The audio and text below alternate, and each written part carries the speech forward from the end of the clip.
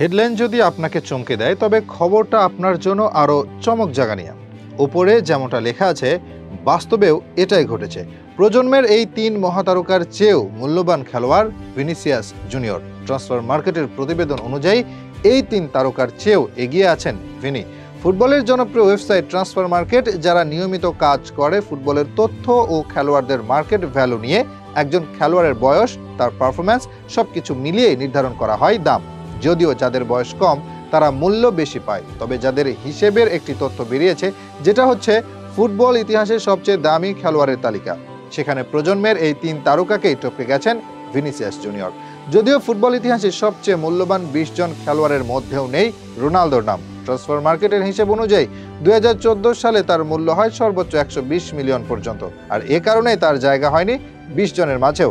এদিকে 10 নম্বরে আছেন অনেকেই, মূলত 150 মিলিয়ন পর্যন্ত মার্কেট ভ্যালু হয় 9 জন খেলোয়াড়ের। তারা হচ্ছে Sadio Mane, Eden Hazard, Philippe Coutinho, Antoine Griezmann, Mohamed Salah, Harry Kane, Phil Foden ও বর্তমান ফুটবলের সবচেয়ে বড় হটকেক লামিন ইয়ামাল।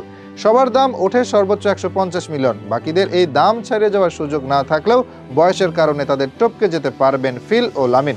তাদের উপরে আছেন রহিম স্টার্লিং, তার দাম হয় একবার 60 মিলিয়ন পর্যন্ত। ফুটবল ইতিহাসে সবচেয়ে দামি খেলোয়াড়ের তালিকায় 2 নম্বরে আছেন সব মিলিয়ে 3 জন খেলোয়াড়। তারা হচ্ছেন হালের জুড বেলিংহাম, নেইমার জুনিয়র ও লিওনেল মেসি।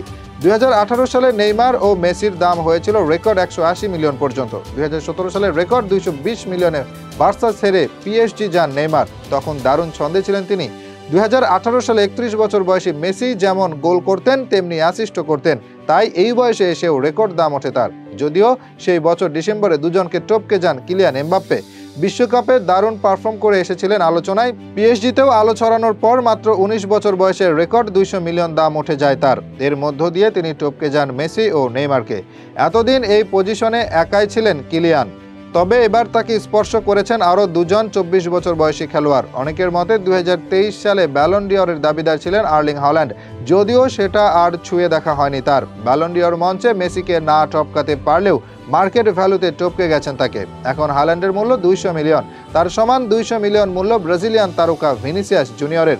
মজার ব্যাপার, হল্যান্ডের মতো অনেকেই ধরে নেয় এবারের ব্যালন ডিওর জিতবেন তিনি।